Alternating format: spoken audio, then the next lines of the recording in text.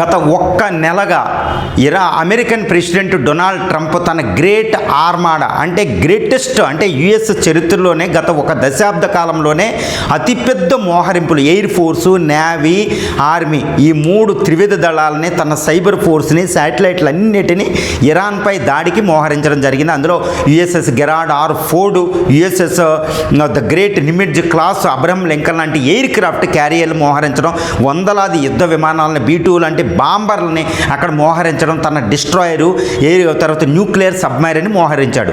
ఎందుకు మోహరించాడు? ఇరాన్పై ఒత్తిడి తీసుకొచ్చి ఇరాన్ని న్యూక్లియర్ డిస్కషన్ తీసుకొచ్చి ఇరాన్ చేత అణు ఒప్పందం మీద సంతకం చేయడం అనే ఒక లక్ష్యంతో డొనాల్డ్ ట్రంప్ ఇది చేశాడు గత ఒక్క నెలగా. కానీ ఒక్క నెల అయినప్పటికీ ఇరాను తన యొక్క డ్రోన్ ఫోర్సు, మిసైల్ ఫోర్సు, తన అసిమెట్రిక్ వార్ఫేరు, తన చేతిలో ఉన్న న్యాచురల్ ఫోర్స్ని అంటే స్ట్రైట్ ఆఫ్ హార్మూజ్ని, సూయజ్ కెనాల్ని, తర్వాత పర్వతాలు, తర్వాత ఎడారులని ఏంటంటే ఒక శక్తివంతమైన వెపనైజేషన్ ఆఫ్ ప్రకృతి, వెపనైజేషన్ ఆఫ్ నేచర్ తయారు చేసుకుని అసలు అమెరికాకి లొంగేదే లేదన్నట్టుంది. దీనికి తగ్గట్టు ఇక్కడ చైనా, రష్యా నుంచి ఫుల్ సపోర్ట్ ఈరోజు ఇరాన్కు ఉండడం వల్ల ఒక air defence system, missile force, Iran అసలు అమెరికాని లెక్క చేసే పొజిషన్ లేదండి. అసలు ఎట్టి పరిస్థితుల్లో నువ్వు అనుకున్న సంతకాలు నేను చెయ్యను అన్నట్టు ఇక్కడ ఇరాన్ చెప్తుంది. ఖైమేని ధైర్యంగా అసలు కాన్ఫిడెంట్గా చెప్తున్నాడు. అంటే ఊహించుకోండి, అమెరికా సర్వనాశనం చేస్తా, నా మీద అటాక్ చేస్తా అన్నట్టు ఇరాన్ ఉంది. మరి ఇప్పుడు ట్రంప్ పరిస్థితి ఏంటి? ఇప్పుడు పెంటగాన్ వర్గాల్లో కొన్ని రక్షణ శాఖ నిపుణులు కూడా చెప్పేది ఏంటంటే అమెరికా ఇరాన్పై దాడి చేసిన ఖైమేని ప్రభుత్వాన్ని పడగొట్టడం అసంభవం, ఇరాన్ పూర్తిగా ఓడించడం, అమెరికా దారిలోకి తెచ్చుకోవడం అసంభవం అని చెప్పేస్తున్నారు. మరి ట్రంప్ యుద్ధం చేస్తాడా అంటే యుద్ధం చేయకుండా వెనక్కి రావాల్సిన పరిస్థితే ట్రంప్ మీద ఉంది. ట్రంప్ ఇంకా ఏం చేయలేడు. అక్కడ ఇరాన్ వెనకాల చైనా, రష్యాలు ఉండడం, ఎయిర్ డిఫెన్స్ సిస్టంలో హైపర్సోనిక్ మిసైల్స్ ఇవ్వడం, యాంటీ ఎయిర్ క్రాఫ్ట్ మిసైల్స్ ఇవ్వడం, HF YJ-20 లాంటి మిసైలు, డాంగ్ఫెంగ్ 70 లాంటి మిసైల్ని చైనా ఇచ్చింది. కింజాల్ హైపర్సోనిక్ మిసైల్స్ రష్యా ఇచ్చిందంటే అమెరికా అంత ఈజీ కాదండి. అమెరికా ఎయిర్ క్రాఫ్ట్ క్యారియర్లే నాశనం అయ్యేటట్టు అవకాశం ఉంది. కాబట్టి ఇరాన్పై దాడి మంచిది కాదు అని ట్రంప్కి పెంటగాన్ చెప్పడం. కానీ ఇప్పుడు ట్రంప్ వెనక్కి తగ్గుతాడంటే ట్రంప్ ఆల్రెడీ ట్రాప్లో ఇరికిపోయాడు. అంటే ముందుకు వెళ్ళి వెనక్కి రాలేని పరిస్థితి అనమాట.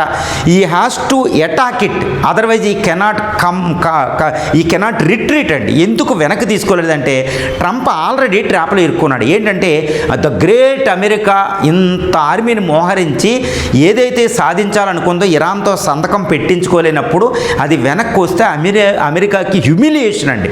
అంటే వియత్నాం మీద, ఆఫ్ఘనిస్తాన్ మీద ఓడిపోయిన దానికంటే ఎక్కువ అవమానం అమెరికాకు ఉంటుంది. ఎందుకంటే యుద్ధం మొదలవ్వకుండానే ఓడిపోతుందన్నమాట అమెరికా ఇప్పుడు. కాబట్టి ఇరాన్పై అది దాడి చేసి తీరాలి, అది ఓడినా గెలిచినా.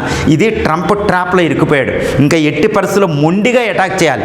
ఇరాన్ ఓడిపోదని తెలిసినా మొండిగా ఇరాన్పై అటాక్ చేయాలి. ఇరాన్ను ఓడింప శక్యం లేని ఒక దేశంగా తయారైంది, తనకు తానే రష్యా, చైనాల support.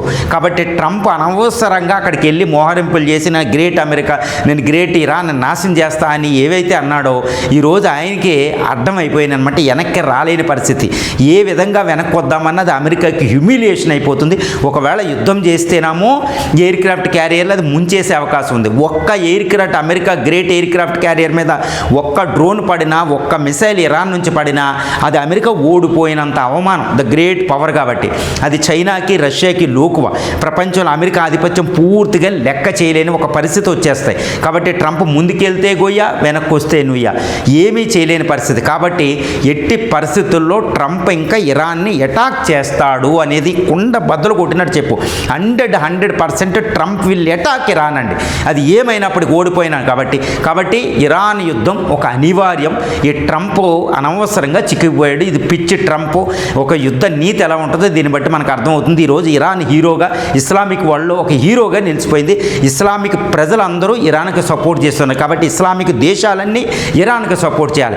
Entire middle east west ఏషియాలో ఉన్న ఆర్గనైజేషన్ ఆఫ్ ఇస్లామిక్ కోఆపరేషన్ 57 కంట్రీలు, తర్వాత GAC కంట్రీలు, అరబ్బులు, షియా, సున్నీ భేదాలు కూడా మర్చిపోయి ఈరోజు ఇరాన్కి సపోర్ట్ వస్తుంది. కాబట్టి ఏ ముస్లిం దేశం అమెరికాకి సపోర్ట్ చేయలేదు, తటస్థంగా కూడా ఉండదు. ఒకవేళ యుద్ధం అనివార్యం ఎక్కువ కాలం జరిగితే ఇది ఒక క్రూసేడ్గా పరిణమించి 3వ ప్రపంచ యుద్ధానికి. అంతే ట్రంప్ తీసుకున్న ఒక నిర్ణయం ఆయన్ని ట్రాప్లో ఇరుక్కోవడమే కాదు, ప్రపంచాన్ని 3వ ప్రపంచ యుద్ధం ముంగిటికి తీసుకెళ్ళిపోయి ఉంది. కాబట్టి ఈరోజు ఇరాన్పై అటాక్ ట్రంప్ చేసి తీరుతాడో.